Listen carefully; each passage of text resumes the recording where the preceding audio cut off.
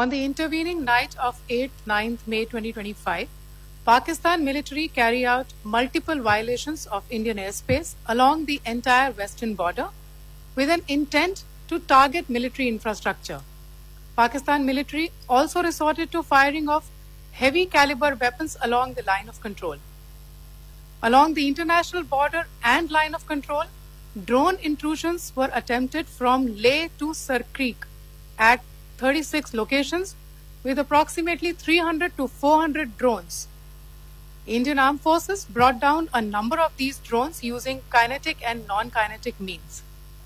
The possible purpose of these large-scale aerial intrusions were to test the AD systems and gather intelligence. Forensic examination of the drone debris is being undertaken. Preliminary reports suggest them to be of Aziz Guard Songa drone of Turkey. Later in the night, an armed UAV of Pakistan attempted to target Bhatinda military station, which was detected and neutralized. In response to the Pakistani attack, armed drones were launched at 4 air defense sites in Pakistan. One of the drones was able to destroy an AD radar. Pakistan also carried out artillery shelling across the line of control using heavy caliber artillery guns and armed drones at Tangdhar, Uri, Poonch, Mendhar, Rajouri, Akhnur and Udhampur in Jammu and Kashmir area, which resulted in some losses and injuries to Indian Army personnel. Pakistan Army also suffered major losses in Indian retaliatory fire. Operation সিঁদুরের ব্যাপারে আপনারা সবটাই জেনে গিয়েছেন, কিন্তু operation সিঁদুর এখনো চলছে, এটাই জানানো হয়েছে ভারত সরকারের পক্ষ থেকে।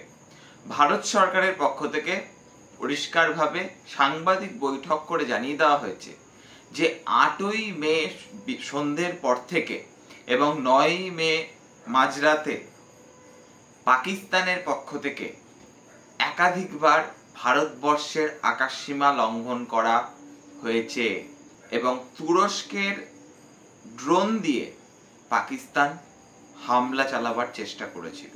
36টা জায়গায় এমন ঘটনা ঘটাবার চেষ্টা করেছিল পাকিস্তান। প্রায় 300 থেকে 400টি ড্রোন এক্ষেত্রে ব্যবহার করেছিল পাকিস্তান।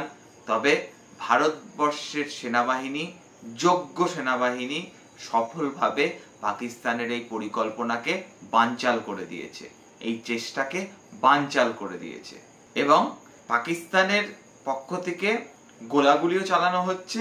সেটা আমরা দেখতেও পাচ্ছি যে পুঞ্চে মানুষের মৃত্যু ঘটেছে, সাধারণ নাগরিকের মৃত্যু ঘটেছে, কিন্তু সেই গোলাগুলি এখনো চলছে। পুঞ্চ, রাজৌরি, তারপর হলো আমাদের কুপওয়ারার কেরান, তিতোয়াল, এই সমস্ত যে অঞ্চলগুলো রয়েছে সেখানে কিন্তু গোলাগুলি চালানো হচ্ছে। এমনকি উড়ি সেক্টরেও ভারত সরকারের পক্ষ থেকে সেই বিষয়েও জানিয়ে দেওয়া হয়েছে। তবে ভারতের বায়ুসেনা অত্যন্ত সংযম দেখাচ্ছে, এমনটাই জানানো হয়েছে ভারত সরকারের পক্ষ থেকে। এবার এই সামগ্রিক ঘটনাকে কেন্দ্র করে একটা কথাই বলতে হয়, পাকিস্তান কি আত্মহত্যা করতে চায়?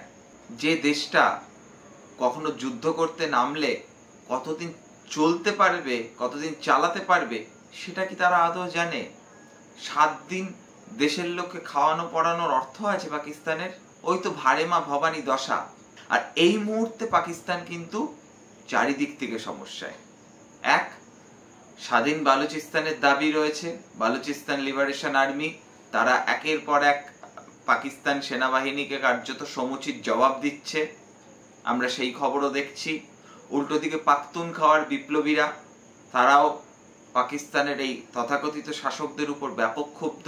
এমনকি পাকিস্তানের অভ্যন্তরে যিনি কিনা সর্বাধিক বলতে গেলে জনপ্রিয় নেতা ইমরান খান, তাকে যেভাবে কারাগারে বন্দী করে রাখা হয়েছে সেটা নিয়েও কিন্তু পাকিস্তানের সাধারণ মানুষের মধ্যে ব্যাপক ক্ষোভ রয়েছে এই বর্তমানের শাসক গোষ্ঠী তথা এই পাকিস্তানের সেনাবাহিনীর বিরুদ্ধে।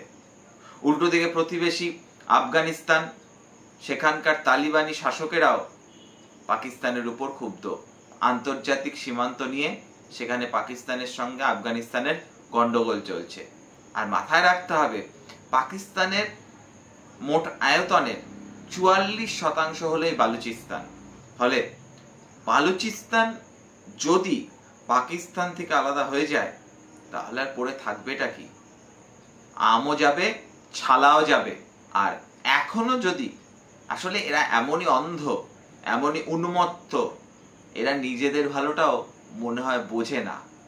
না হলে ভারতবর্ষের মতো মহাশক্তিধর রাষ্ট্রের সঙ্গে এইরকম ফিচলেপনা করতে আসে, বাঁদরামি করতে আসে। দেখুন, একটা বিষয় পরিষ্কার, ভারতবর্ষ কখনো কাউকে আক্রমণ করে না। ভারতবর্ষ যতটুকু যা করছে অত্যন্ত ধৈর্যের পরিচয় দিয়ে প্রত্যাঘাত করছে, আঘাত নয়, প্রত্যাঘাত। আমি আক্রান্ত হলে আমার আত্মরক্ষার অধিকার থাকবে, এটাই স্বাভাবিক। এবার যারা আঘাত আর প্রত্যাঘাতের মানে বোঝেন না, তাদের জন্য সমবেদনা ছাড়া আর কিছুই থাকতে পারে না।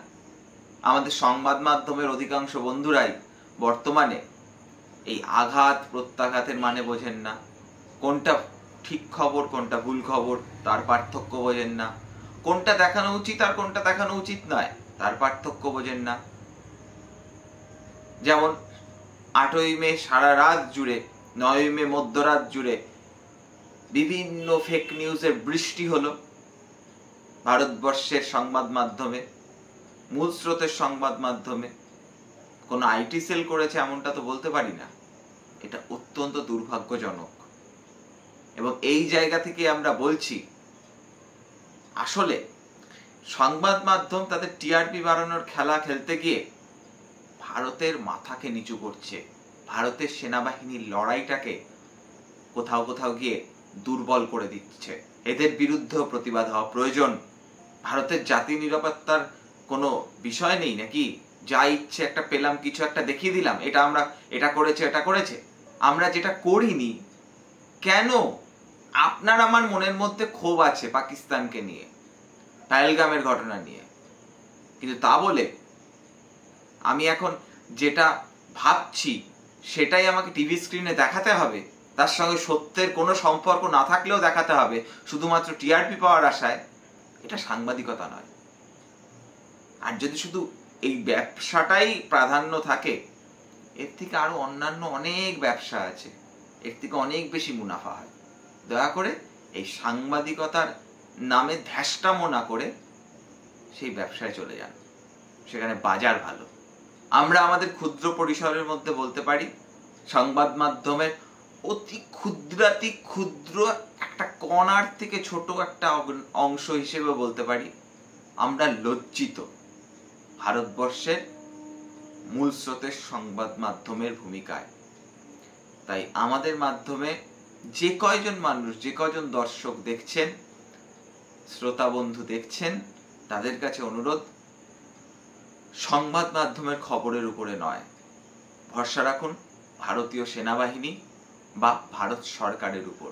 যতক্ষণ না কোনো খবর ভারতীয় সেনাবাহিনী বা ভারত সরকারের পক্ষ থেকে কনফার্ম করা হচ্ছে, ততক্ষণ উত্তেজনার বশে সেটাকে শেয়ার করবেন না।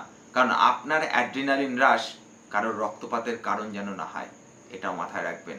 না হলে আপনি অজান্তেই হয়ে উঠবেন কোনো বৃহত্তর ষড়যন্ত্রের অংশ।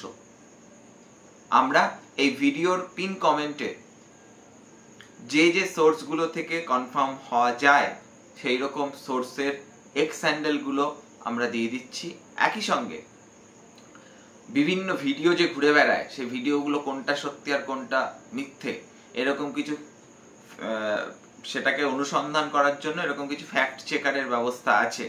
অনেকে সেটা করেন, যেমন মোহাম্মদ জুবের, আল্ট নিউজের অন্যতম প্রতিষ্ঠাতা, তিনি এটা করে থাকেন।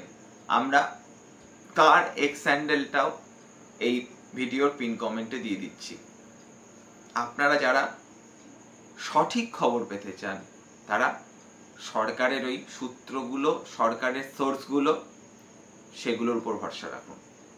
অবশ্য সূত্র বললেও তো এখন মিডিয়ার আমাদের বেশিরভাগ বন্ধুদেরই কথা, সূত্রের খবর, কোন সূত্র কেউ জানে না। তাই সরকারের যে সমস্ত অফিসিয়াল যেসব এক্স হ্যান্ডেল আছে বা বিভিন্ন মাধ্যম আছে, সেগুলোর উপর ভরসা রাখুন। আমরা লিঙ্কগুলো পিন কমেন্টে দিয়ে দিলাম। আর ফ্যাক্ট চেকারের ক্ষেত্রেও লিঙ্কগুলো আমরা পিন কমেন্টে দিয়ে দিলাম। আজকের এপিসোড যদি ঠিকঠাক লেগে থাকে তাহলে লাইক করে দেবেন, আর যদি মনে হয় সময় নষ্ট, ডিসলাইক করতে দ্বিধাবোধ করবেন না। যারা এখনো চ্যানেলটিকে সাবস্ক্রাইব করেননি, সাবস্ক্রাইব করে দেবেন, পাশের বেল আইকনটা প্রেস করতে ভুলবেন না। দেখতে থাকুন রূপক অর্থে। দেখা হচ্ছে অন্য কোনো এক এপিসোডে।